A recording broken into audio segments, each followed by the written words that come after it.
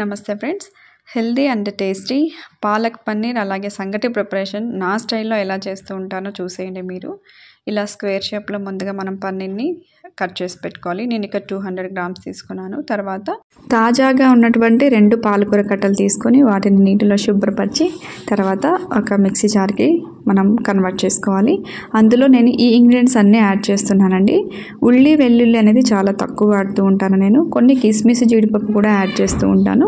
మనకు గ్రేవీ అనేది చాలా చిక్కగా వస్తుందన్నమాట. ఒక చిన్న అల్లం ముక్క, ఒక పచ్చిమిర్చి, 2 వెల్లుల్లి రెబ్బలు ఇలా అన్నీ యాడ్ చేసేసి కొన్ని వాటర్ యాడ్ చేస్తూ ఈ కంటెంట్ అంతా స్మూత్గా మిక్సీకి పట్టుకోవాలి. ఇది స్మూత్ అయిన తర్వాత టమాటోస్ యాడ్ చేసి మళ్ళీ ఒకసారి మిక్సీకి పట్టుకోవాలి. ఈ కంటెంట్ ప్రిపేర్ చేసుకుంటే కూర మనకు 50% అయినట్లే అండి. తర్వాత ఇప్పుడు ఒక ప్యాన్ తీసుకొని లో ఫ్లేమ్లో సిమ్లో పెట్టుకొనే చేసుకోవాల్సి ఉంటుంది. ఒక స్పూన్ నెయ్యి యాడ్ చేసేసి ఈ పన్నీర్ని అంతా కూడా దూరగా గోల్డెన్ కలర్ వచ్చే వరకు ఫ్రై చేసుకోవాలి. నేనైతే ఇదే ప్రాసెస్లో చేస్తూ ఉంటానండి. హెల్తీగా మసాలాలు, కారము కలర్ఫుల్గా ఉండాలి అని ఏమనుకోను, హెల్తీగా. ఎందుకంటే పిల్లలు తినే పని కాబట్టి వాళ్ళు తిని డైజెస్ట్ చేసుకోవాలి. తింటారు, బాగానే ఉంటుంది రుచిగా ఉన్నప్పుడు. మళ్ళీ పొట్ట నొప్పి అది వస్తూ ఉంటుంది కదా, సో అలా హెల్తీ చేస్తూ ఉంటారు అనమాట. అలా ఫ్రై చేసుకొని పక్కన పెట్టుకొని అదే ప్యాన్లో ఇప్పుడు మనం ఇంకొంచెం కుకింగ్ ఆయిల్ని యాడ్ చేసి, నేను చాలా తక్కువ కుకింగ్ ఆయిల్ యాడ్ చేస్తూ ఉంటానండి. జస్ట్ 1 స్పూన్ ఆర్ 2 స్పూన్స్ అంతే అనమాట. మాకు 1 kg లైక్ అంటే దగ్గర 20 days, ఒక్కోసారి 1 month కూడా వస్తుంది పూరి చేయకపోతే, అలా అనమాట. చాలా తక్కువ, లెస్ కన్జంప్షన్ అనమాట ఆయిల్. నేను ఇలా కొంచెం పోపు దినుసులు వేసుకోవాలి. అండ్ అల్లం వెల్లుల్లి అలాగే లైక్ అంటే ఇవి కూడా చాలా తక్కువ వాడుతూ ఉంటాను నేను. ఇది ఇంట్లో చేసిన గరం మసాలా అండి. ఇది కూడా చాలా లైట్గా వేస్తూ ఉంటాను. కొంచెం పసుపు యాడ్ చేయండి. పసుపు కూడా ఎక్కువ వాడకూడదు, తెలిసిందే కదా మీకు.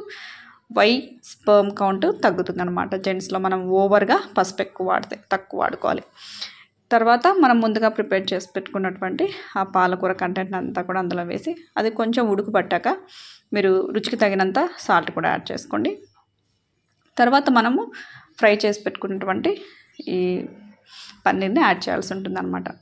సో అది కూడా మనకు కొంచెం బాగా కుక్ అయిన తర్వాత లాస్ట్లో మాత్రమే మనము కొంచెము చింతపండు వాటర్ని యాడ్ చేయాల్సి ఉంటుంది, టేస్టింగ్ పర్పస్. అది కూడా నేను చాలా తక్కువ వాడతానండి.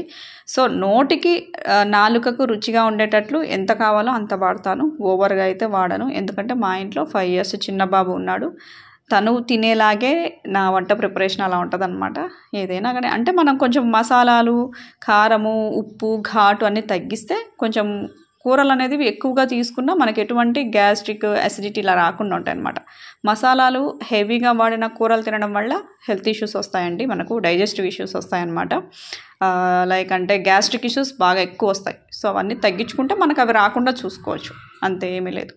సో ఇలా అదంతా వేసిన తర్వాత మళ్ళీ లాస్ట్లో ఇలా కొత్తిమీరతో గార్నిష్ చేసేసుకొని కొంచెం బాగా కుక్ చేసేసుకొని సర్వ్ చేసుకుంటే చాలు. మనకు రోటీలేకి, సంగట్లేకి, అన్నంలేకి, చపాతి, రోటీ ఎట్లయినా బాగుంటుందండి. దేంట్లైనా తీసుకోవచ్చు. ఇవాళ అయితే పాప హాస్టల్ నుంచి వచ్చింది, చాలా డేస్ అయిపోయింది, అక్కడ రాగి సంగటి దొరకదు కదా. సో యాక్చువల్లీ పూరి చేద్దాం అనుకున్నాను. పాప వద్దనింది, ఆయిల్ ఫుడ్ అమ్మ నాకు సంగటే చేయి తినాలనిపిస్తుందంటే సంగటి చేశాను అనమాట. ఈ కాంబినేషను. అండ్ దట్టు నిన్న సండే కదండి, సో నాన్ వెజ్ కూడా తెచ్చుకోలేదు. చిన్నబాబుకు ఇంకా కొంచెం అలాగే ఉంది, చికెన్ పాక్స్ ఎండింగ్లో ఉంది. సో ఇంకా ప్రోటీన్ అందాలి కదా అన్నట్లు ఇలా పాలక్ పన్నీర్ ప్రిపేర్ చేశాను. అండ్ సంగటి కూడా అండి, 1.5 glass వాటర్ తీసుకొని నేను ఎసురు అనేది ఇలా గిరెసురు పెడుతూ ఉంటాను. ఫుల్ ఫింగర్స్ అన్నీ మనకి మొత్తం వస్తే పైకి తీసుకుంటే అది గైరెసర్ అవుతుంది అనమాట. లేదంటే మీరు 1 glassకి 10 glasses వాటర్ యాడ్ చేసుకోవచ్చు. ఇలా మనం ఒక 2 గంటలు లేదా 3 గంటలు బియ్యంని నానపెట్టుకుంటే మనకు సంగటి కంటెంట్ చాలా చక్కగా స్మూత్గా వస్తుంది అనమాట. అన్నంలాగా పలుకుగా అలా లేకుండా ఇలా బాగా ఉడికిన తర్వాత, అంటే మనము ఆ అన్నం మెతుకు అనేది మెత్తగా అయిపోయాలి. అప్పుడు సంగటి తెడ్డు అంటారు కదా, అది తీసుకోవాలండి. నార్మల్ గరిటెతో అయితే మనం సంగటి ప్రిపేర్ చేయలేము, బాగుండదు, అది చూడ్డానికి కూడా పిల్లలు లైక్ చేయరనమాట.